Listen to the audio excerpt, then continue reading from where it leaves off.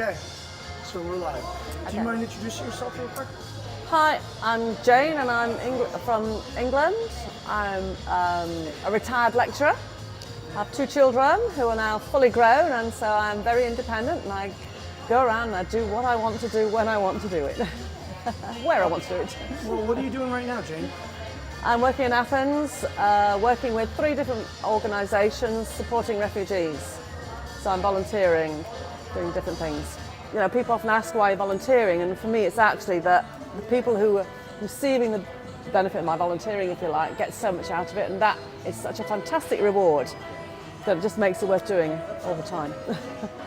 I've always volunteered, it's what I do. I just like to volunteer. I always like working, so I like to be busy and I like to help people, and so I've been in such lucky position, if you like, you know, born into one of the best countries at one of the best times, you know, into a loving family, and I've had everything that I could wish for.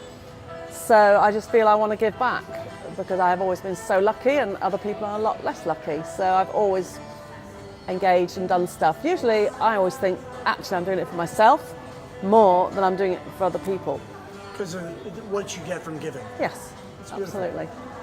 So I'm sure you're aware, after you spent some time here in Athens, that they've been under economic crisis for quite some time.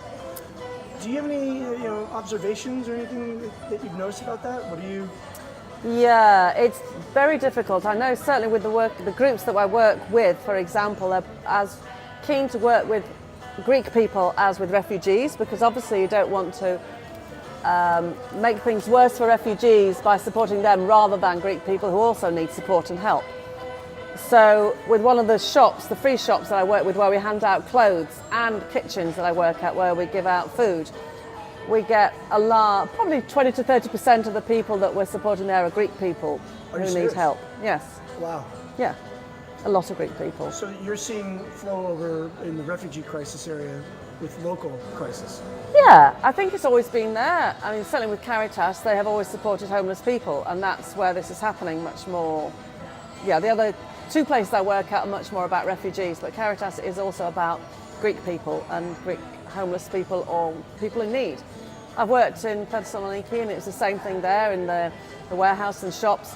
I went out on the street, seemed a bit ironic, I was out on the streets giving out food to as many Greek people as refugees on the street, which is something that, you know, I've worked with homeless people in soup kitchens in London but never actually been on the streets. I just thought it was a bit odd. Here I am in Thessaloniki giving out food to people on the streets when I actually could have done that in London. But I was doing it in Greece. Do you see any trends to people that are homeless? It would be social or cultural trends or anything? I don't know. It's men, on the whole, who, well, I don't know about homeless. I've been living in an area where there were a lot of homeless people in Ammonia, in Athens. Mm-hmm. And yeah, as far as I can tell, there are Greek people and refugees. There's a lot of men. Men. The odd woman. No, you do get the odd woman. Certainly coming into Caritas, you get some women, not many, but some who are needing help. I don't know if they're homeless. You don't know. But they're having food. Speaking of genders, do you see any, what's the trends in terms of volunteering? Is it like 50 men, 50 women, 50%? Or? Oh no, more women, definitely more women. Everywhere I go, it's always the case. I wouldn't like to say percentages, I don't know, but maybe 65, 35 women to men, wow. Something of that order maybe. I mean, it's hard to say, but definitely a lot more women than men, yeah. If there's something you've learned through all of your time volunteering with the homeless and those who are underserved or underprivileged, that you think it would be important to share with people out there, what would it be?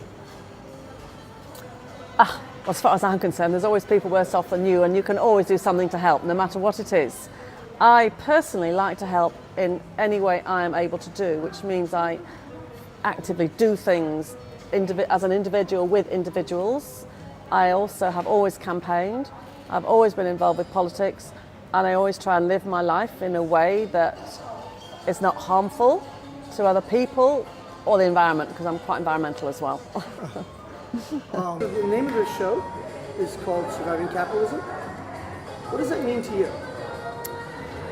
Okay, so capitalism is a big issue, and it's something I've been considering for a long, long time. Years ago, I was involved, well, I'm still involved with the Green Party in England, and I was the anti-globalisation spokesperson. So I had to really get my act together on that one, because I was often on a stage with anti-capitalists. And I do have a big problem with capitalism, but also I see that capitalism does have some benefits. So if you look at it in relation to China, for example, where millions of people have been brought out of poverty as a result of capitalism and globalisation, I have to say. But equally, what we're getting now with capitalism and globalisation, sorry, I have to put them together to some extent, is the dominance of large corporations, and that's why I have a problem. And what has resulted now from capitalism is large inequalities in society, and that's what I have a real problem with. So you have smallish numbers of people actually owning large parts of the economy, and many people totally disenfranchised from the economy, just existing, getting by, and who are never going to do any better. And I think that's as a result of capitalism. Having said that, the capitalism does work in some respects in that people have an opportunity to develop and grow. I think in the UK we have possibly quite a good way of approaching it by having more of a 50-50 approach, 50% capitalism, 50% state, give and take, maybe 40, maybe 60, maybe 45, 55, whatever. And places like Sweden, Norway have, I would say, even better approach, more state, less private sector, commercial. And what I would like to see in terms of capitalism, though, is much smaller scale. So I think it's a scale thing. It has to be more nuanced. And I think it has to be tamed to a great extent so that you have objectives. It's not just about returns to shareholders, it's returns to other stakeholders in the capitalist system, such as employees, consumers, the environment. Yes, really important. And the way it's going now, the way the whole thing is set up, is just rewards the owners of capital. And that's the problem. So that has to be addressed. But given globalization and the fact that these companies are global and that there is no one country that can control them, it's going to be really hard to try and change the legal basis on which companies are based, and so on which profit returns to the capitalists, i.e. the owners of the business, whatever. And with the future going to potentially smaller scale, well, no, smaller numbers of employees, if you like, of businesses, and businesses reaping in massive profits, like the technological businesses do, the Googles, Facebooks of this world. How are ordinary people going to access that capital, that money? And that's the problem for the future. So it's just pooling up into smaller and smaller hands. Exactly. And it has to be addressed, and it's not being addressed. And okay, you might have some people who own these businesses, like, oh God, what's his name, with the man with his foundation, I forget who he is. Bill Gates? Thank you. So you've got these people who are giving out their money and what have you, but they're the people who are making the choices and the decisions, and maybe they're not actually potentially the right choices and decisions that are being made. Yeah, we need much more of that philanthropy going on, but that's not the way it should be. It should be everybody having a say in the decision making. It has to be much more democratic. And so there has to be a way of ensuring that people get access to the money that's being made by capital. And that's the problem now. There is no way of ordinary people getting access to the rewards of capitalism. What part is the system of capitalism, or it's maybe some of the negatives or what have you, causing some of the refugee crisis, if at all?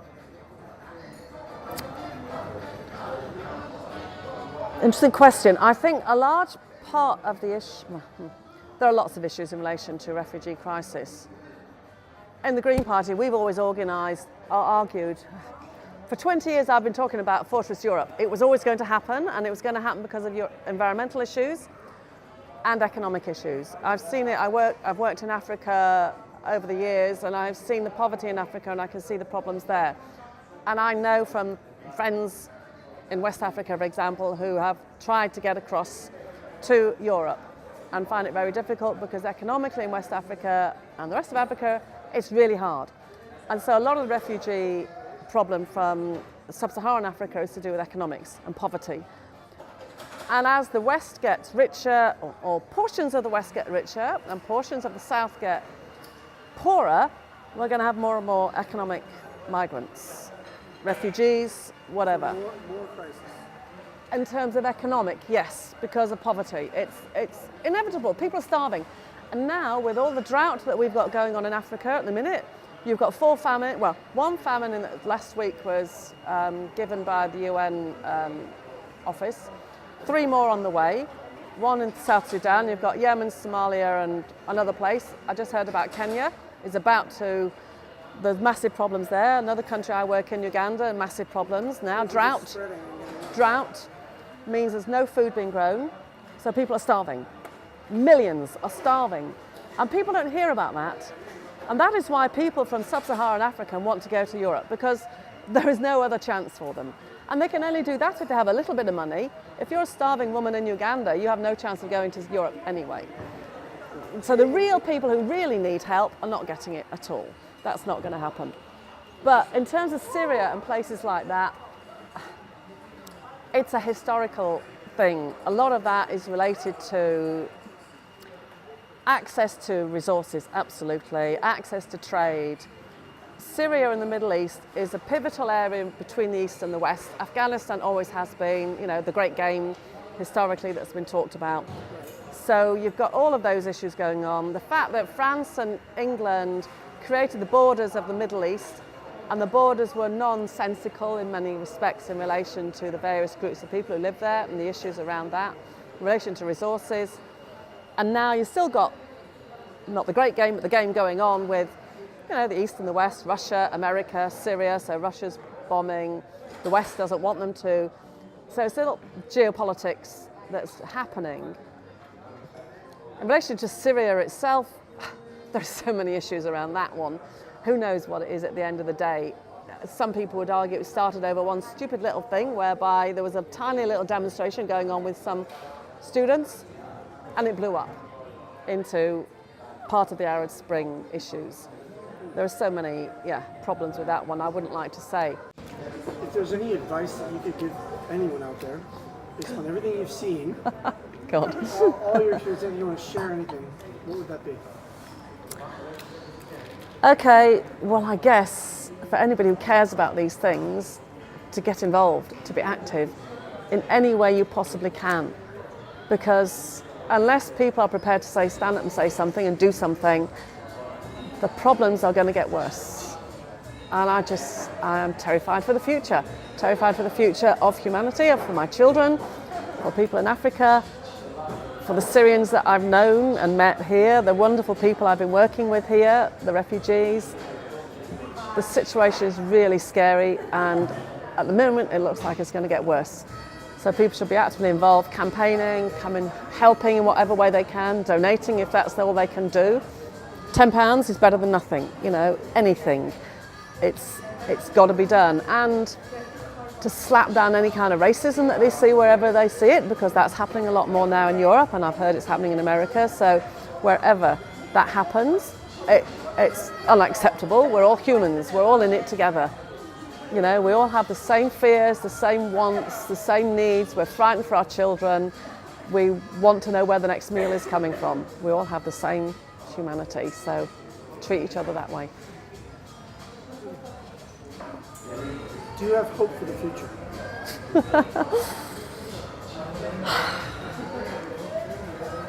I'm really worried about it in so many ways. I don't know. Well, I do everything to try and make sure that there is hope. Thank you. Sure.